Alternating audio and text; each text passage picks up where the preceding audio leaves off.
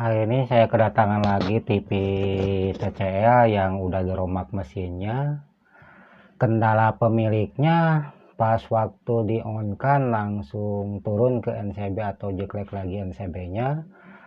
Untuk mempersingkat, saya udah buka casingnya, ini TV-nya, kelihatan TV-nya. Ini dengan udah diromak mesinnya dengan mesin Cina. Aslinya bukan gini, ini udah diromak dengan mesin Cina asli TCL ini. Karena kan kata yang punya di waktu dicolokan jeklek sama NCB pas waktu listrik sepaneng atau listriknya di 110, ini di TV-nya dinyalakan, ternyata udah terang lagi, ternyata ini udah jeklek. Dan ketika mau di on kan lagi TV-nya langsung jeklek lagi. Dengan singkat kita, apa ini yang jeklek ini, di bagian mana yang jeklek ini kita lihat.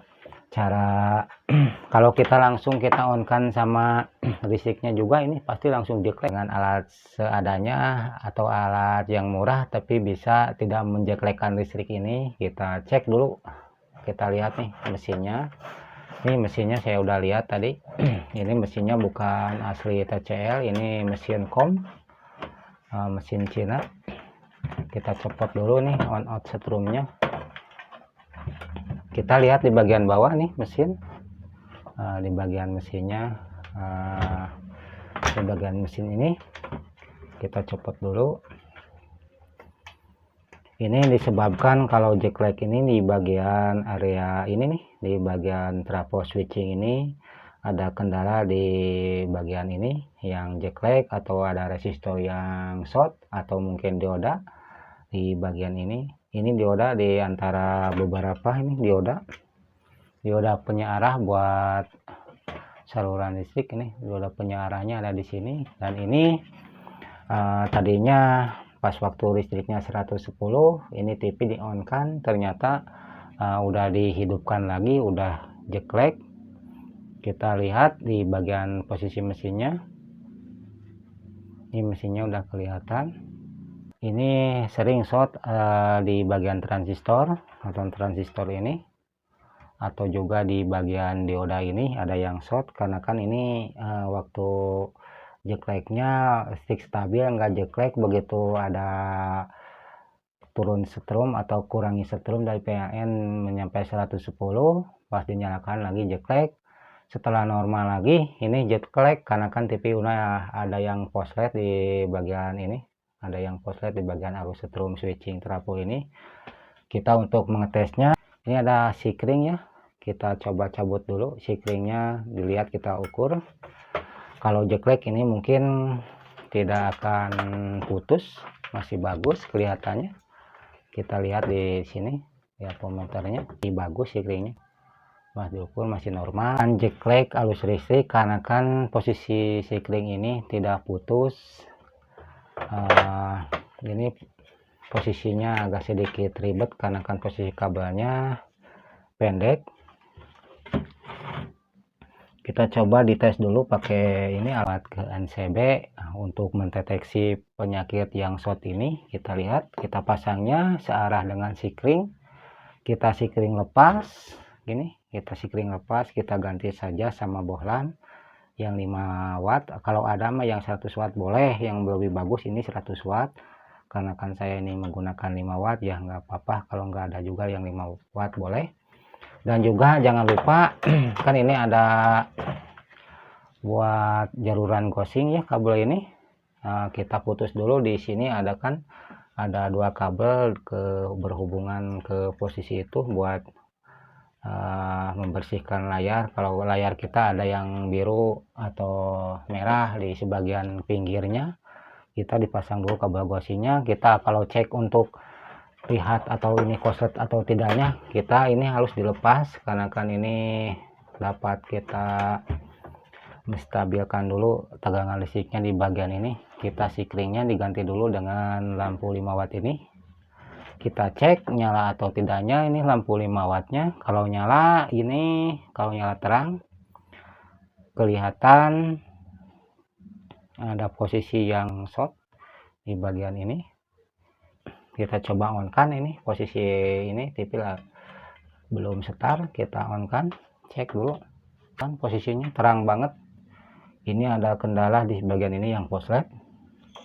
Kita lihat yang posletnya mana, kita cabut dulu ininya. Kita jangan lupa ya, di elko ini suka menyimpan tegangan. Di elko yang besar kita shortkan dulu dengan lampu ini, takut saya kesetrum.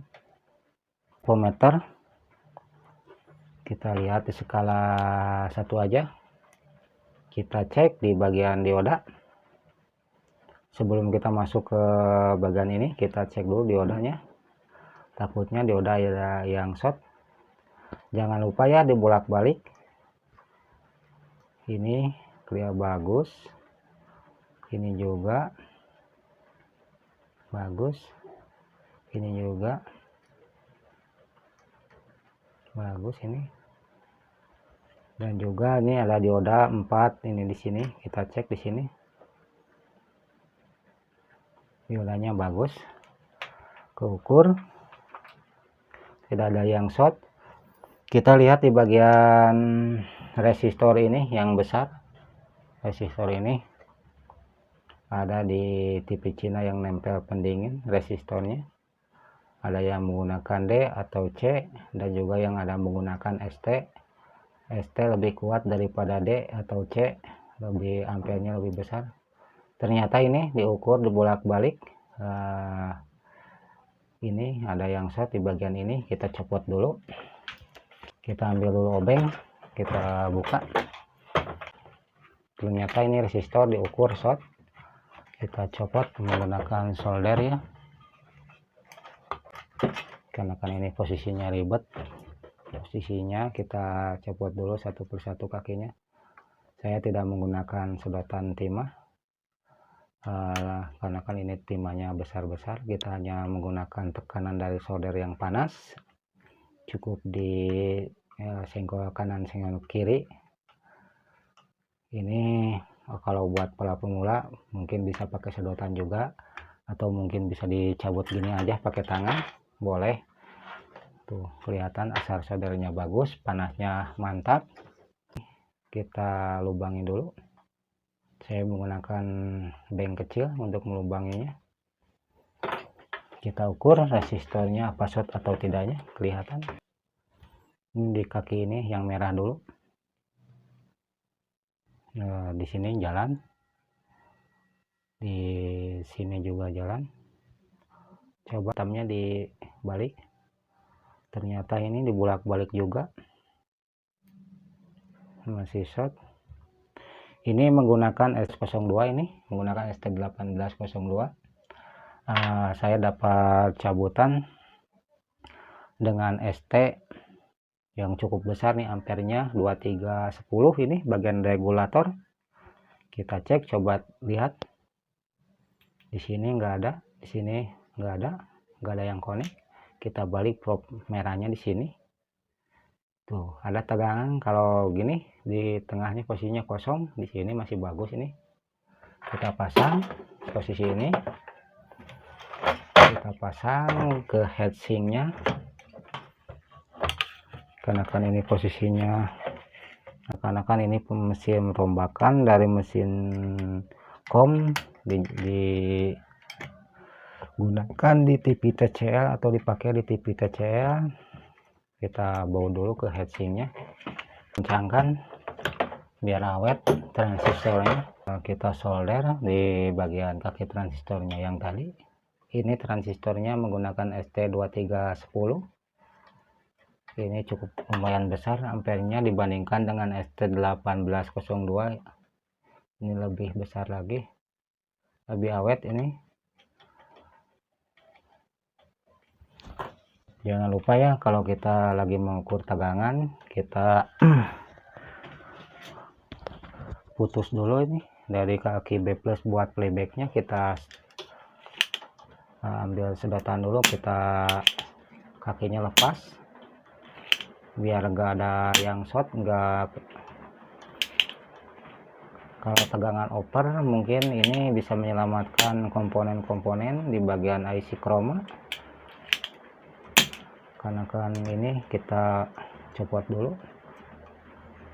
di bagian backflashnya, tidak digunakan dulu nih, sengaja saya nggak digunakan karena kan takut ini ada yang over lewat playback. Mungkin ini voltasenya makin besar, makin takutnya kena layar, atau juga bagian IC horizontalnya ini kena.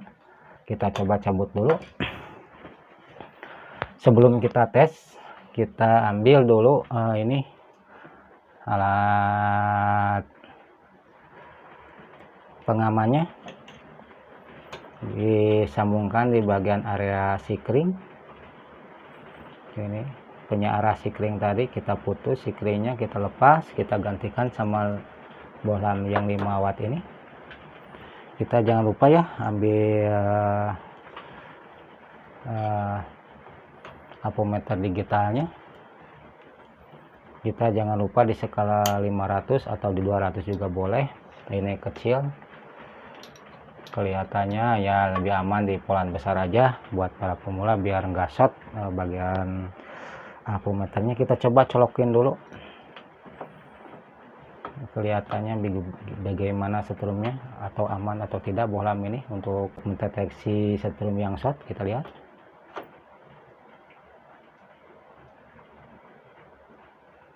bohlamnya nyala, tapi di sini ada tegangan. Kalau menggunakan 5 watt gini mungkin agak nyalanya redup untuk menjaga jack aja. Kalau yang 100 watt, kalau kita TP on ini langsung mati bohlamnya, atau langsung terang sebentar, langsung menggunakan 5 volt ya terang begini. Tadinya takut jack sama MCB nya, kita ukur di B plusnya. B plusnya udah keluar di sini, B plusnya udah keluar 110, turun lagi, dan ini protek. Kita coba cabut dulu nih bohlamnya. Kita gunakan dengan sikring yang kita cabut tadi, kita pasang lagi sikringnya.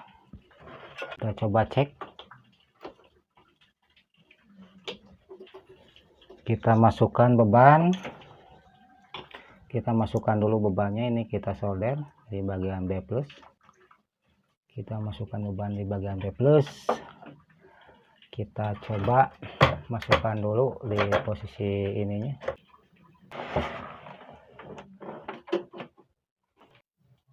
Oh, ternyata udah nampak. Kita coba dulu di AP. Oh, udah ada penampakan, tapi layarnya agak gelap gini.